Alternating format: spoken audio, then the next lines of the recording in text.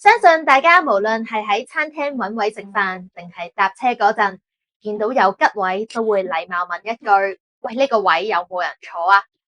唔知大家英文會唔會直譯咗做 someone here， 甚至更加過分直譯咗做 Does this seat have anyone？ 咁樣直譯當然係唔啱啦。至於幫我留位，英文亦都唔可以講 Please leave a seat for me。讓座嘅英文更加唔係 let seat 啊！大家好，我係同你一齊學英文嘅 Melody 啊！想知道啱啱嗰啲表達點解唔恰當，同埋學更加多關於座位嘅正確英文表達，就記住繼續睇今日嘅片啦。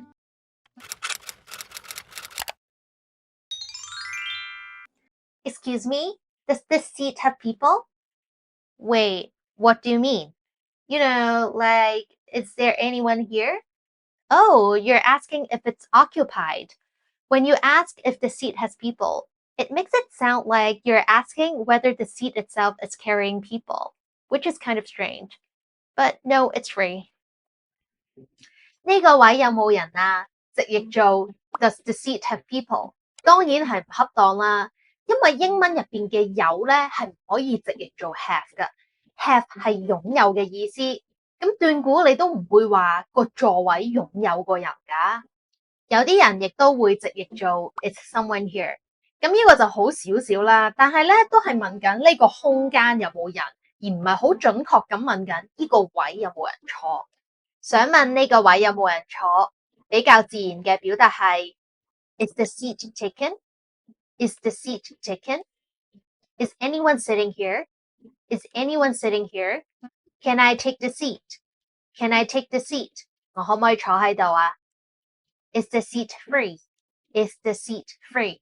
咁呢啲都係比較自然又常見嘅表達嚟嘅。Excuse me, is someone sitting here? Oh, this seat? Yes, this seat has people. Wait, what do you mean by that? Are you saying there are people here? Yes, someone is sitting next to me. Oh, you mean the seat is taken. I'll find another one then. 嗱，啱啱咧，我哋就係問呢個位有冇人坐啦，都要答翻人哋啦。呢個位有人坐喎，呢個時候同樣道理，唔可以話 This seat has people， 因為個座位係唔會擁有個人噶嘛。英文係更加傾向用被動嘅方式表達，例如 is taken 或者 is occupied。The seat is taken. The seat is taken. The seat is occupied. The seat is occupied。已經俾人佔有咗啦，或者更加簡單直接，你可以話 Someone is sitting here. Someone is sitting here。呢度係有人坐㗎。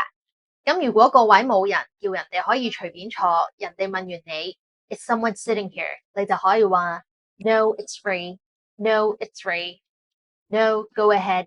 No, go ahead。即係叫人哋你可以隨便坐啊。Yeah, I'm gonna grab some drinks. Could you please leave a seat for me? Leave a seat. What do you mean by that? You know, just keep the seat empty for me until I get back. Oh, you mean saving a seat for you? Sure. Leave 的確有留嘅意思，不過呢個留係遺留個留，而唔係保留個留。例如我哋會講 She left her keys at the cafe。佢喺咖啡店咧遺留咗佢嘅鎖匙，咁而唔係講緊佢喺咖啡店 keep 起咗保留起佢個鎖匙啊嘛。咁大家都知道保存保留最簡單嘅英文字係 save， 咁所以表達幫人留位幫人霸位最直接嘅表達方式就係 save a seat for someone。 Save a seat for someone。 Can you save a seat for me at the front row? Can you save a seat for me at the front row? 可唔可以喺前排幫我留個位啊？ I'm saving a seat for my friend who's running late. I'm saving a seat for my friend who's running late. 我幫一個遲到嘅朋友霸位留位。咁記住啦，霸位留位咧就唔係用 leave， 而係要用 save。喺比較正式嘅場合，留位都可以用 reserve 呢個字。咁喺餐廳 book 位嗰陣咧，經常都會用到。Please reserve a seat for our guest at the dinner. Please reserve a seat for our guest at the dinner.